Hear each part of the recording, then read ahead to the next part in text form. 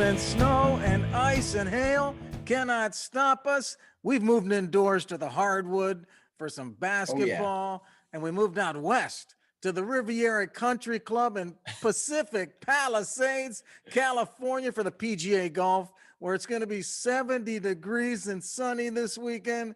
We would love that in Ohio right now. Welcome to the Father, Son, and Holy Sport. It's bundled up, G-Man. And there's T Money from Cali. What's up, T?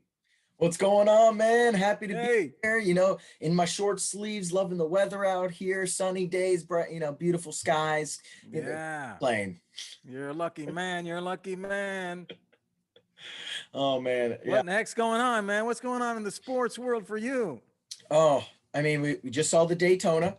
Neither of our picks, neither of our picks hit, but your Well, guy Hamlin put up a fight there. hey, let's clarify things for the viewers out there. I took Denny Hamlin. You took Kozlowski, who got knocked out on that final rush. Yeah, He was ticked off, but he yeah, was a good choice, man. But he did yeah. not beat Hamlin. He Head was to right head, G there. Man takes down T Money head to head.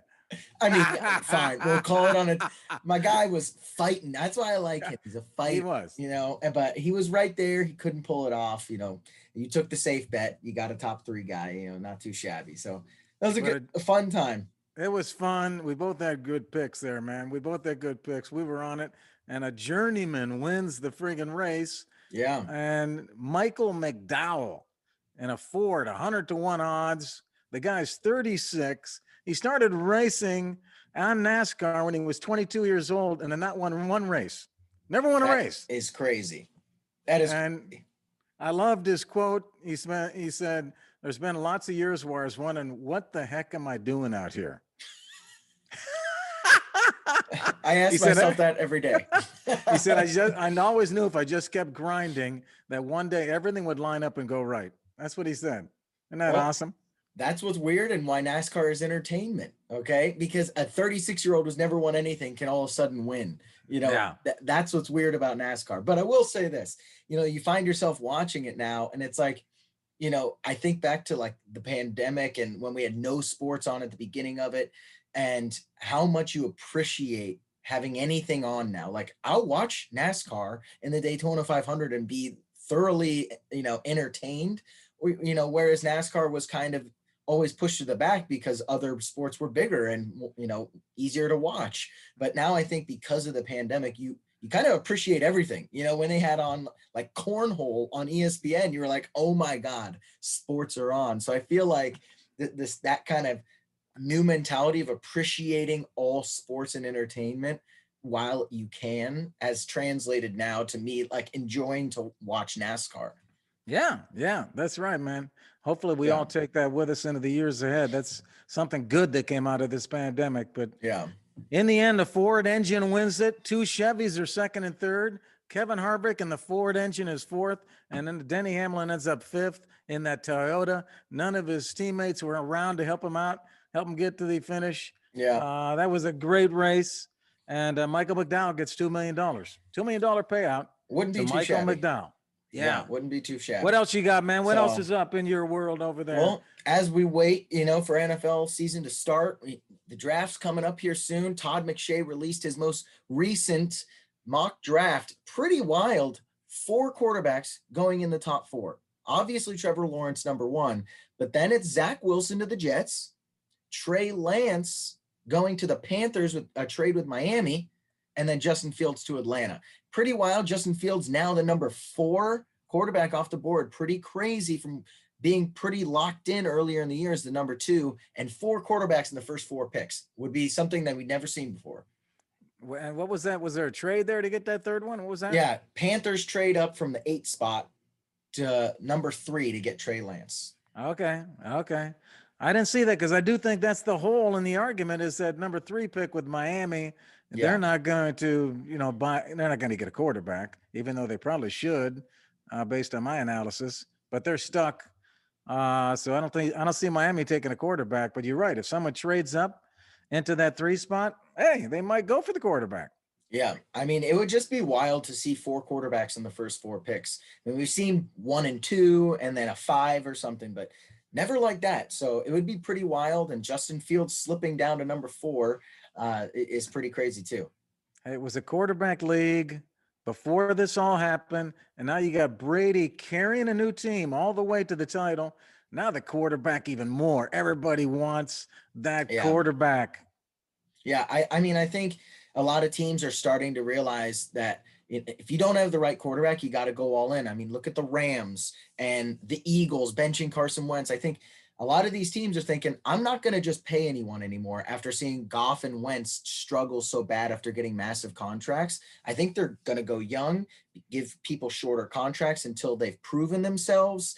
I think that this is the new way is they're just going to move on from people from now on instead of sticking with them for 10 years and being okay like Mitchell Trubisky and stuff like that. So pretty crazy. Hey, I like my man Justin Fields going that number 4 pick to Atlanta. He gets 1 year behind Matt Ryan because Matt's going to stay 1 more year.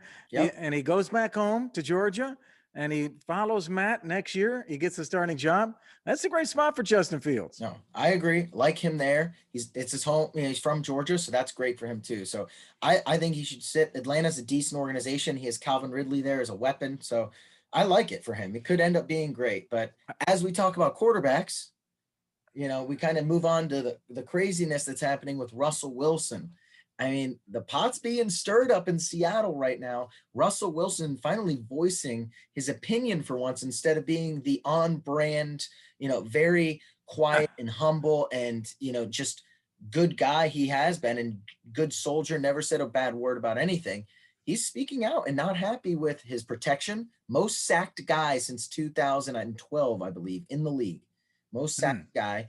So he just wants more of a dynamic offense. And I guess Pete Carroll has said he doesn't want that. So there's a lot going on with this organization right now. Yeah. I mean, he got there in 2012. He's a 3rd-round pick. And he's been, the head guy ever since. He's been under Pete Carroll the whole way. They've had a lot of success. He's the number 1 winning quarterback. He wins games and gets to playoffs. I mean, that he has done, and he's done it with Pete Carroll. So I think they got a great relationship. The real wild card here was his offensive coordinator coming in, Shane Waldron coming in as the offensive coordinator from the Rams.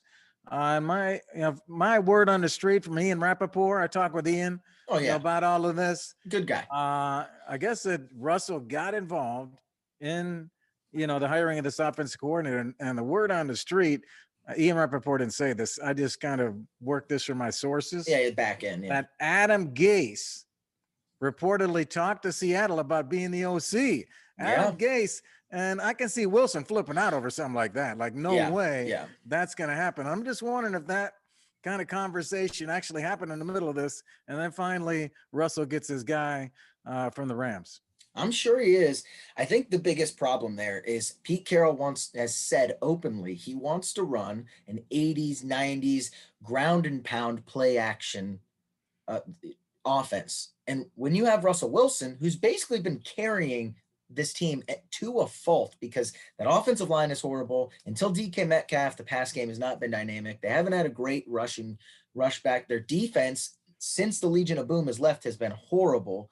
So I think he's sick of carrying this team and, hiding the deficiencies that Pete Carroll is doing as a head coach and wants a more dynamic offense and a bigger say. So it's been interesting. I doubt they trade this guy, but I think he's to the point where he has to say something or nothing's going to change and all the weight will still be on his shoulders. So good for him for saying something. He got the most power.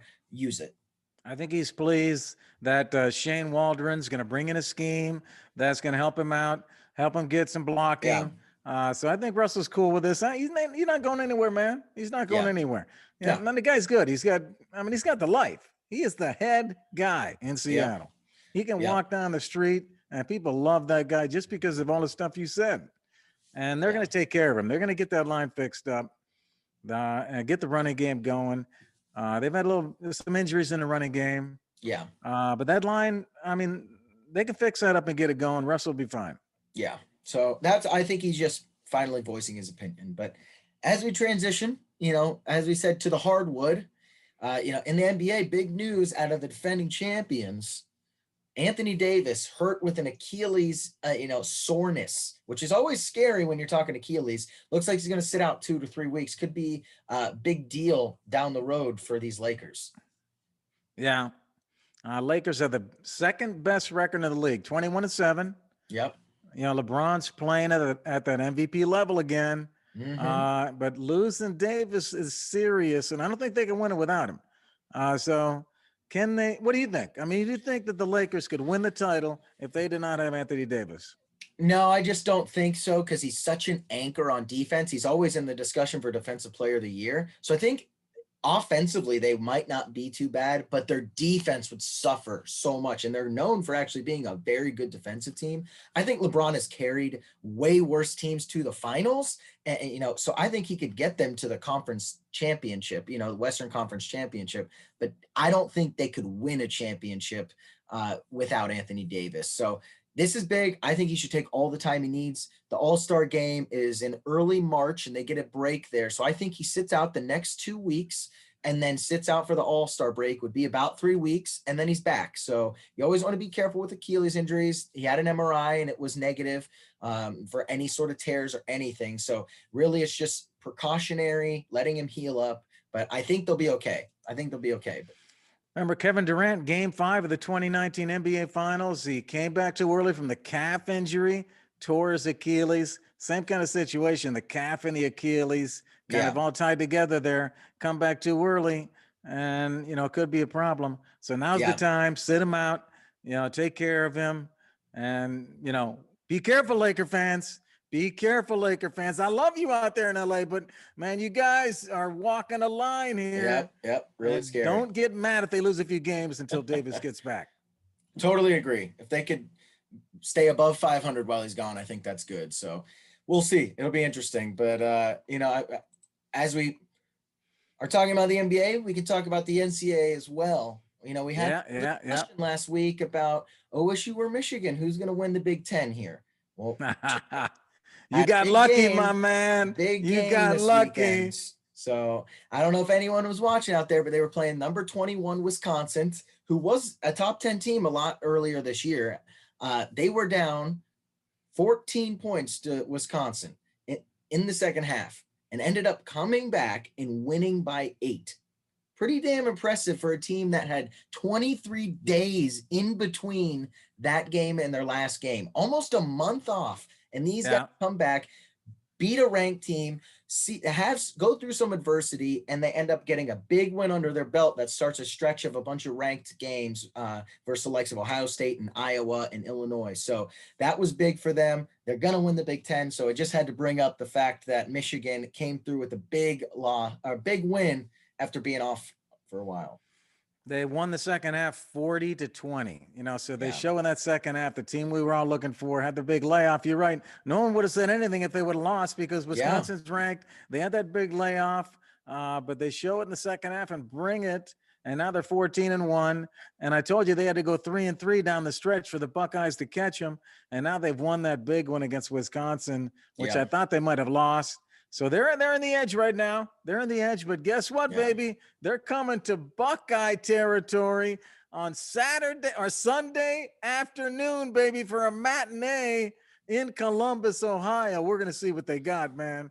Oh, yeah. It's going to be a good one. You know who each of us got. He's got Ohio State. I got Michigan. So it's going to be a battle. I'm sure we'll be texting up a storm to each other. But that was a big win for them. One loss, crazy. Juwan Howard's doing great. And I think it really shows their defense. That will come in handy, down the stretch in March Madness for them. But that was a big win. So Michigan's got 14-1. They played 15 games. Buckeyes are 17-4, 21 games. And there's word that Michigan might have to make up a couple games due to the postponements. So that game differential could be changing there as we go down the stretch if they make up some games. Very interesting. Yeah, that could change some things. Ohio State's won 9 of their last 10. 9 of the last 10. They've beat top 15 teams. Illinois, Wisconsin, Iowa down the stretch. They've surged into the top 5, but they still have to face Michigan this weekend. They got to place Illinois and Iowa. So they got a tough schedule here coming down the stretch, but they could still win that Big Ten. Yeah, they still can. It's open, especially if they add games to Michigan's schedule.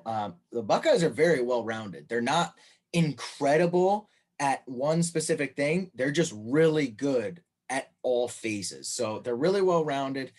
They're dangerous, but give me my Wolverines. Come on, Buckeyes. I'm counting on you, man. Come on. Hey, we got a great show planned for you tonight.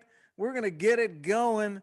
Value City Arena, downtown Columbus, is ready for the Sunday 1 p.m. showdown as the Wolverines tiptoe into the Buckeyes home building, and we'll try to escape with a road win. We're making some picks for you, some basketball picks.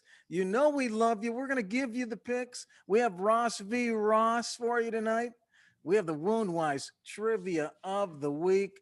And Team Money, what do you think about this question? In the last 3 NCAA basketball tournaments, when the February number 1 seeds were revealed, okay, you know the February number 1 seeds were revealed this past week. Yep. When those are revealed, the last 3 years by the committee, did any of those number 1 seeds go on to win the national title? Ooh, you think about that, okay? And then we got some other things for you. We have the T. Ross Chug and Chant coming up to you. Did you notice that name change? The T. Ross Chug and Chant. We've added a chug in there. So Team Money gives you a chug live from the San Francisco rooftop where he gets a Bud Light. All right. You're going to love the show. Let's get started. All right. Let's do it. Let's do it. Hey, let's go to the Ross v. Ross. Start off things here, talking about J.J. Watt. What a leader, man. I love this tweet that he sent out, talking to the Houston fans.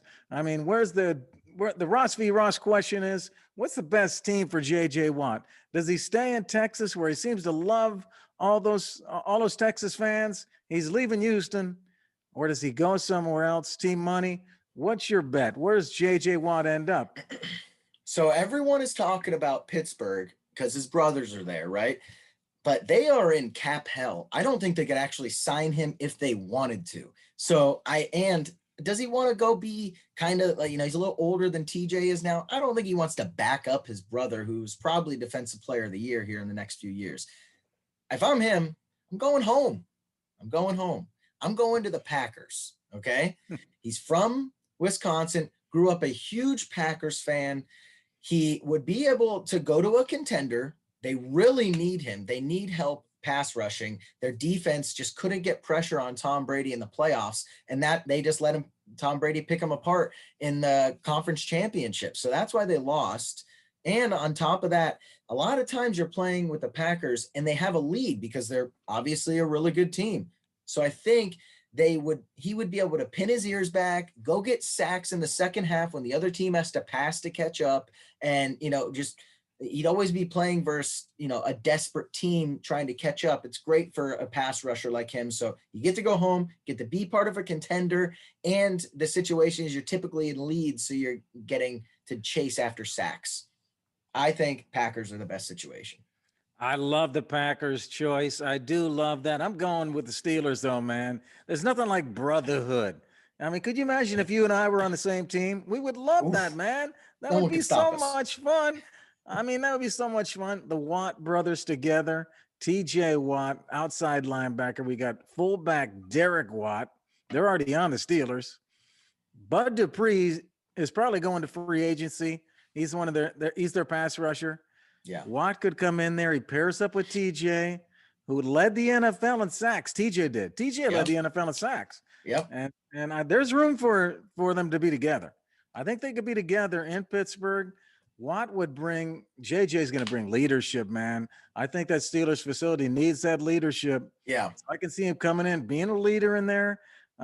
Maurice Pouncey's retiring. Maurice Pouncey's a captain of that team. He's leaving. Why not bring in a leader like JJ? He's with his brother. He's going to love it.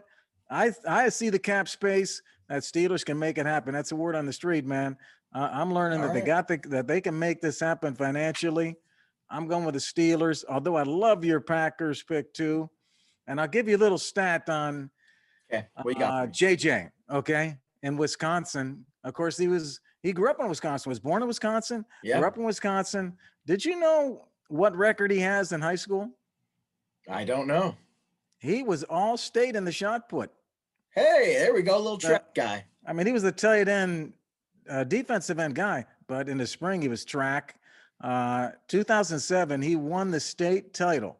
Huh, Threw at 59-11. And do you know what that's the Old crazy. Intangi Liberty School record is? Remember Grant Cartwright, who graduated with you. You guys had 6 D1 runners on that team, or Yeah. track guys. Grant Cartwright goes to Michigan, wins the Big Ten title. Okay. And in high school, he threw 55-6. JJ threw 59-11 in Yeah. high school in Wisconsin. Crazy. Isn't that crazy? Yeah, he's a beast. He's a freak of nature.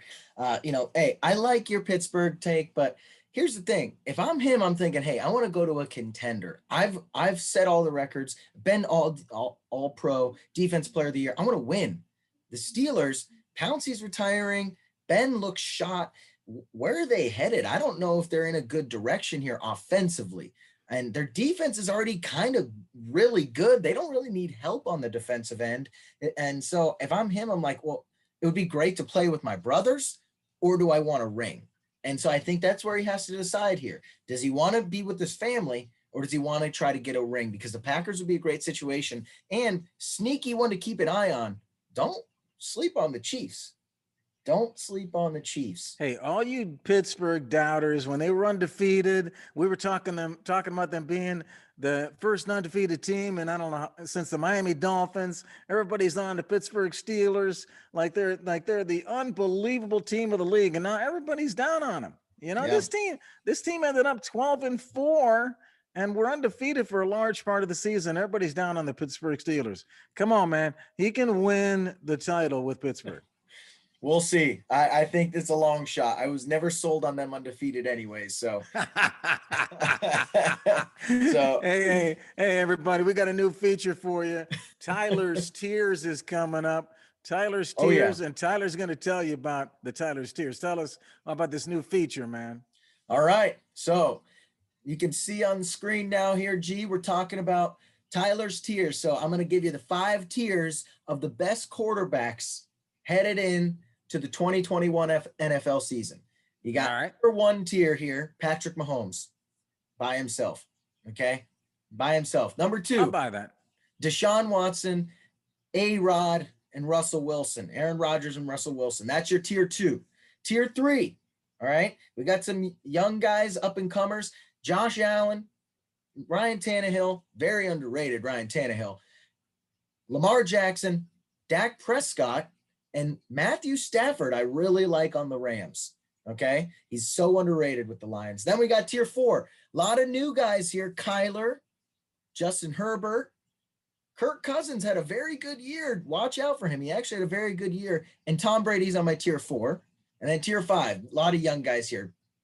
Baker, Burrow, Trevor Lawrence, I think is going to be a top 15, top 20 guy right away. And Derek Carr. Everyone else I don't really care about. You're not good enough to be on my tiers, okay? So sorry to everyone else that's not on my tiers. You didn't deserve to. But those are my 5 tiers, best quarterbacks headed into the 2021 NFL season. What do you think of that? Wait, well, what tier did you have Tom Brady in? I had him in tier 4. Tier 4. Tier 4. I mean, come on, my man. That guy is money. I have him in 10 to 14. 10 to 14. I know. I just think he's should be up at the top of the tier. He should be up in tier 1 or 2. No. Oh my God. He had a statistically okay season. Now, he threw a lot of touchdowns. Hey, wasn't that impressive? I don't think he was that. Not just the statistics, man. That guy walks into a huddle and has to go down the field in the 4th quarter to win. He's going to lead that team down the field, and it might be, the stats might not be that great. The guy is a winner. So I think that's a hole in your analysis. No. Okay. I'm trying to pick the holes in your analysis. Yeah. Give it to me. What are your thoughts? Overall, I like it. I like what you did. I think it's cool. The other one, where was Kyler Murray at? I had him in tier 4. Man, that's low, man. That guy's like a star fantasy player. He is, but I mean, the guys above him are just as good. Dak Prescott was leading the league in every QB statistical. Lamar Jackson, an MVP. Ryan Tannehill had the number 1 passer rating a year ago. Josh Allen was an MVP candidate. I mean, when you start talking about who you're leaving off the list here, like there's a long list of guys. I have him at about 10, which I think is good for him. Now, he's a great fantasy quarterback, but statistically in the NFL, he's a little inconsistent. Okay. Hey, man. And so I just think he was okay. He's the best quarterback. I got to stick with my fantasy brothers, man. That guy can deliver with DeAndre Hopkins. Those guys can deliver some points. You know, yeah, that's Arizona's D was not that great. And their offensive line's not that great, man. Kyler Murray running for his life. Yeah, he is. I like Kyler Murray a little higher on your board, man. I would say Kyler Murray and Tom Brady, should be higher. Okay. Anyone too needs to come down? Is anyone too high? No, I didn't think anybody jumped out at me as being too high. Yeah. Stafford didn't jump out at you at all? Well, you're riding the Rams. He's got a good situation. He's got my man Cooper Kupp. Cooper's going to make him look good because Cooper is the man. Yeah. And he's got a great running game. He's going to do well. Yeah, I think he's going to shock a lot of people. So I have him at about 9th, going into the year. But yeah, that sounds good. Yeah, I think he could end up being a dark horse MVP candidate. I really, really do. Hey, great new feature there, man. Tell us what you think, fans, about Tyler's tears. They're not his crying tears. Those are his stacking tears, this time on NFL football quarterbacks. Hey, now, T, we're going to go have some fun with you like we always do. You're going to take off and go up to set up for the T. Ross Shuggin rant. You like our new name? So why don't you head up to the rooftop, T? And first, we're going to thank Help Me Startup for sponsoring the T. Ross Shuggin chant. And let's talk about Help Me Startup. Do you have a startup or a new company idea? Why not get help from the experts at Help Me Startup? Try the easy-to-use startup tools and advice to help you get moving and on your way toward investment and success. Learn more at helpmestartup.co. All right, let's go up to Team Money, high up in the San Francisco skyline for the T. Ross Chuggin' Chant. T, take it away. Hey, what's going on, everybody? Coming to you live from the rooftop up in San Francisco. Today, I'm going to talk to you a little bit about Steph Curry being overrated. So give me a second here, crack the beer, listening online, give me a minute, and I'm going to chug this and then tell you why I don't think Steph is as good as everyone thinks. Cheers.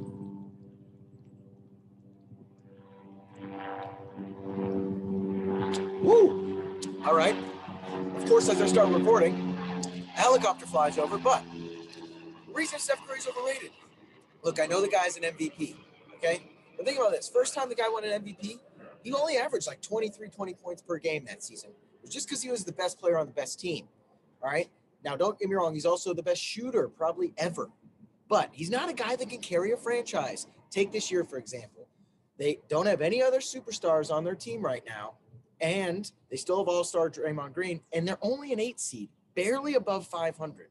This is what I'm trying to tell you. He is an all-time shooter and going to go down as maybe a top 20 player because of his shooting, but he's not a guy that can carry a franchise. He's not Kevin Durant. He's not LeBron James. He's not Kawhi Leonard. He can't do that. He's not an elite player. Now, don't get me wrong. He's probably a top 10 guy in the league, but so's Damian Lillard. He can't carry a team. We need to start putting some more respect on people like Damian Lillard if we're going to give Steph this kind of respect. But I think Steph's a little overrated, and I think we talk about him like he's an MVP candidate when he's really not. Gary, what do you think?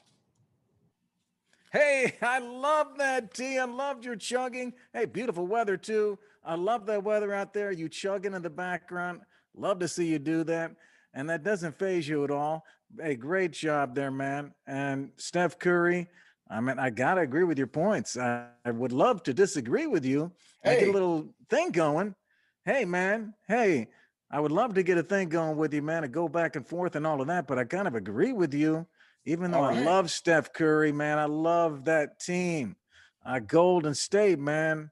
And you should too. You're a San Francisco guy, man. I know. You're a Northern Cali guy, not a Southern Cali guy. So get off of those Lakers and come up to your boys in San Fran like I am. And Steph, man, I feel for Steph. He doesn't have Klay Thompson. He's trying to make it happen. It's all on his shoulders. You're right. He really hasn't shown he could do it by himself. They've always had this superstar stud team of 5 guys. But now they don't have KD. They don't have Klay. And they don't have a bunch of other guys. And he's trying to do it with Draymond. And they're not getting it done. Steph put up some great points, though. I think the last 8 games, he's averaged 35 points a game. Yeah. He took 12 3-pointers a game and made 50% of them. It's Can you crazy. believe that? It's Oh my crazy. gosh, the guy's unbelievable. But you're Yeah. right. He is a great shooter. Hopefully he'll go down for more than that because he has won titles. And I'd love to see him, get this team back on track. The last 8 games are 4-4, even though he's played well. Yeah, I mean that's the problem, and like I said, it's good to agree with you for once here, Gary. You know, this is fun here, but I was a little nervous screaming that little rant from the San Francisco rooftops. I think they were. Yeah. There's gonna be pitchforks outside my door here shortly because I'm saying that in the one city I shouldn't. But I mean, you give me the inside scoop there in San Francisco. What do people say about Steph Curry? Oh, they think he's a god here. I mean, he walks on water. You know, that's what I thought. I mean, they're going to tell me he's won two MVPs and he won a title before Kevin Durant got here. But you got to remember, they had Andre Iguodala, who was an all-star, Klay Thompson, Drummond, and they had a great supporting cast as well. Then they brought KD and lost a lot of their depth, but he's always had 3 all-stars or 3 future Hall of Famers at his side. So that's what I'm saying, that some of these other guys can carry and elevate the team. Steph Curry's defense is horrible, and so that doesn't help. Kevin Durant can block shots, guard people. Kawhi Leonard might be the best two-way player in the league. LeBron James always in contention. Hey, you can't repeat your rant down here. You already did your rant. I'm just saying I just asked you what the fans out there say about him, man. I bet you they are in your face, like talking about. They love him so much. I know, and they love him here, man. And you probably go crazy. Do you fight them back? Do you argue back, or do you kind of take it easy because you're in their territory? No, I don't try to fight too much, but hey, when I'm wearing my LeBron jersey, I know that's a scary moment for them when he takes them down. It comes back down 3-1. So they can't argue with me when I'm wearing a LeBron jersey. Hey, Steph won at the Lakers facility like a month ago. He beat LeBron. Yeah, he did. So he's putting up good numbers, man. But got to elevate other people around you if you want to be considered at the tier that these guys are. So I just think he's a little overrated. Hey, good rant, man. I love your rant. I love the changes you up there on the rooftop. It's so much fun to watch that. And I think we got to start, we'd take a poll of our fans, see if they want you to chug 2 beers instead of 1, because that goes down so easy. It's like, no problem. Please don't put that on me. So hey man, let's go on to our picks. People love our picks. We've been hot all year on our picks. And, choose any sport right now. Choose any sport, any bet you want, 2 picks each. All right. Do you want to go first? Yeah, my first bet here, I bet the Nets last week. I'm doing it again. They have the number 1 offense in the league. They might go down as the number 1 offense ever. That's how crazy good this offense is. Just their defense that struggles. But they're playing the Lakers on Thursday. They're most likely favored. Anthony Davis is not going to be playing, so their defensive anchor's gone. I think the Nets roll the Lakers actually here. And LeBron has a good game, but they won't be able to keep up without AD there. So I like the Nets a lot this Thursday versus the Lakers. I did hear Irving hurt his back or his lower back. He's taking a game off, but I don't know if that affects him on Thursday. Yeah, I think he'll be back by Thursday. And either way, even he's not back, I still think that the Nets roll. They got some power. Man, I'm going to stay with you in basketball, but I'm going to college basketball, and I'm going to the Texas-Oklahoma game. Do you see my Zoom background? I do. I was wondering what you're doing there, man. Boomer Sooner! Let's go, Oklahoma. This is an ESPN matchup. All right. Oklahoma's favored by only 1.5. These guys have played before, and they played it tight. Very tight game. But I'm going to go with some of the stats here. I'm going to tell you. Oklahoma's won 7 of their last 8 after they started the season slow. Okay. They're 6-1 against the spread in their last 7 home games. They're 8-1 against the spread in their last 9 overall. They're 6-0 against the spread in their last 6 after they have a straight up win. Meanwhile, the Longhorns, Texas is 1-6 in their last 7 games, and they've lost 3 of their last 5 outright. These teams are going in different directions, man. I'm going Oklahoma with Austin Reeves and Umaja Gibson. Come on, babies. Bring me home a W, Oklahoma. I like it. I like it. Oklahoma's headed in the right direction. That's a great Big 12 battle down there. So keep my fingers crossed for you there. But hey, I'll stick in the NCAA with you here. I'm going to go to the Saturday matchup of Virginia Tech, Florida State, number 18 versus number 16. All right. I like Florida State. Showing some depth here, showing some depth. Yep. I like Florida State here. They just crushed number 7 Virginia by 20 points yesterday, Monday. So they'll also have almost a week to prepare for this game now, Saturday. And Virginia Tech's on a little bit of a skid, lost 2 out of their last 5. So I like Florida State here to win and taking the points versus Virginia Tech. All right. I'm gonna go with you, man. I'm gonna go with you. You're deeper than me right now at this point in the season, so I'm gonna count on you. I'm gonna do something a little bit different here on the golf. I'm going out to the Genesis Invitational, hosted by Tiger Woods on Thursday at the Riviera Country Club in Pacific Palisades, outside LA. Okay, I'm gonna do a little something different here for you. I'm doing a DraftKings. I'm gonna give you a lineup for DraftKings. All right. You say, how do you play DraftKings golf? Well, you can play fantasy golf just so you can on football by picking 6 guys. Remember, I've taught you fans how to do this, how to put these teams together. And at golf, you got $50,000. Okay, you pick 6 guys, and they all have a value. So the question is, what is their value? How good are they? But also, how expensive are they? You got to balance the two. All right. So here's my team. I'm going to put together on DraftKings. I already got it all lined up. And my hot guy. Okay, let me first give you who's supposed to win the tournament. DJ is back. DJ's favored to win. All right. John Rahm second, and then McIlroy, Justin Thomas, and Schauffele are the top 5. Okay, I'm going with the guy that's tied for the odds at 5. Patrick Cantley, $9,600. I'm going to pay $9,600. He's my top guy, my stud. He's playing well. Third top 3 result for him in the last 5 events, top 3. So I'm gonna ride Patrick Cantley here. I'm going to spend $9,000 on Adam Scott. He's the defending champion. I'm going to spend $8,900 on Bubba Watson. He's won 3 times at the Riviera. Okay, so there's 3 guys that should be in contention here. Yeah. Then I got a couple long shots for you, Team Money.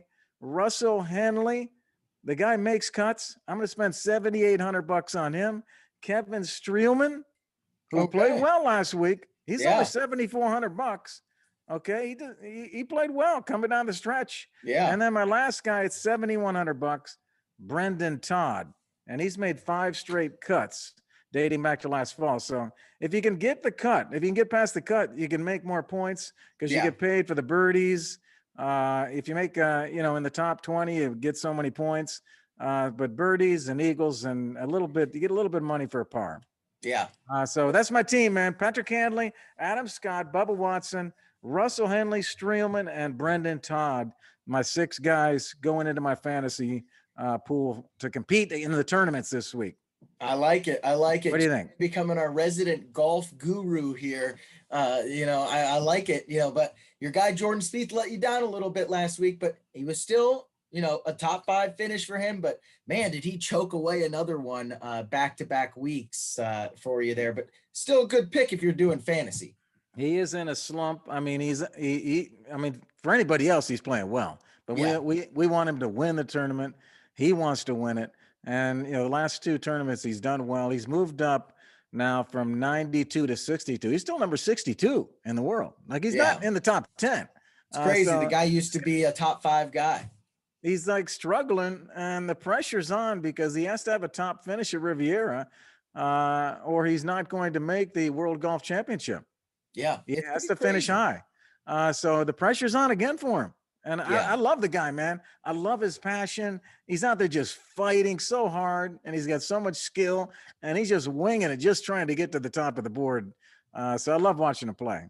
Yeah, me too. He's a fiery guy. It's been crazy to see the roller coaster of his career being, just winning on tour nonstop, a top 5 guy in the world, and then to just crash, and now he can't find his mojo. 2 back-to-back weeks in the top 5, so he's making a good comeback here. Let's hope that he can stay around and get it right again. But excited for this weekend, the Tiger Woods Place. That'll be a fun one. I like your bets, man. Patrick Cantley, I think, is the guy to look out for.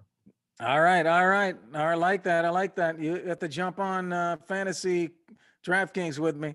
All Let's right.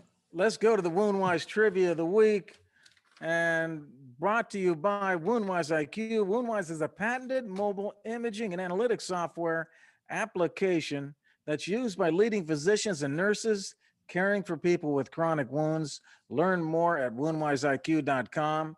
Here's the Woundwise trivia of the week. In the last three NCAA tournaments, when the February number one seeds were revealed by the committee, did any of those number one seeds go on to win the national title? So you got 12 teams total, right? 3 seasons of 4. Yeah. So you got, out of all those 12 teams, did anyone ever win the national title?